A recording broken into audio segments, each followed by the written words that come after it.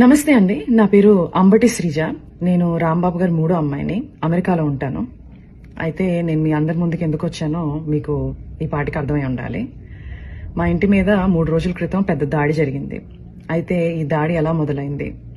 రాంబాబు గారు గుడికెళ్ళి తిరిగి ఇంటికి వస్తుంటే కొంతమంది టీడీపీ వాళ్ళు కర్రలు పట్టుకుని, రాళ్లు పట్టుకుని ఫిజికల్ అటాక్ కి వస్తూ థ్రెటన్ చేస్తూ ఆయన రెచ్చగొట్టే ప్రయత్నం జరిగింది. కొంత బూతు పదజాలం వాడుతూ ఒక మహిళ. అన్ఫార్చునేట్ గా, దురదృష్టవశాత్తు రాంబాబు గారు అదే మాటని తిరిగి అనేశారు. ఆ స్పర్ ఆఫ్ ద మూమెంట్ లో ఇంటికి వచ్చారు, రియలైజ్ అయ్యారు, ప్రెస్ మీట్ పెట్టారు. ఇంత పెద్ద లీడర్ గా ఉండి నా బ్యాలెన్స్ ని నేను కోల్పోయి ఉండకూడదు, నేను ఆ మాట అనుండకూడదు అని ఆయనకున్న పశ్చాత్తాపాన్ని చాలా క్లియర్ గా వ్యక్తం చేశారు.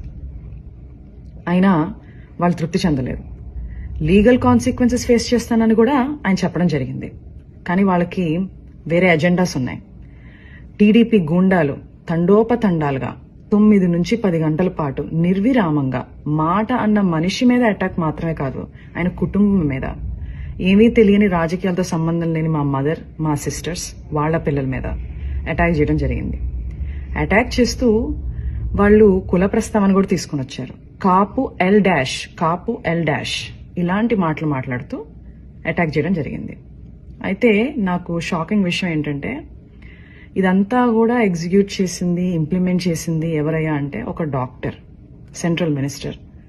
అంటే ఆయనకున్న మేధస్సు, ఆయనకున్న ఈవిల్ థాట్స్ ని, ఆ క్షణంలో ఉన్న ఈవిల్ థాట్స్ ని సరైన మార్గంలో పెట్టలేకపోయిందా? ఇది నాకున్న అంతు చిక్కని ఒక ప్రశ్న. అక్కడితో వాళ్ళు ఆగలేదు. రాంబాబు గారిని అరెస్ట్ చేశారు. ఏమని చెప్పి అరెస్ట్ చేశారు? మీకు భద్రత లేదు బయట ఉంటే అని చెప్పి అరెస్ట్ చేశారు. అరెస్ట్ చేసి చాలా కన్వీనియంట్ గా 4 గోళ్ల మధ్యలో బంధించి కాళ్ళు చేతులు పట్టుకుని ఫిజికల్ గా హెరాస్ చేయడం జరిగింది. ఆయన ఒక ఎక్స్ మినిస్టర్.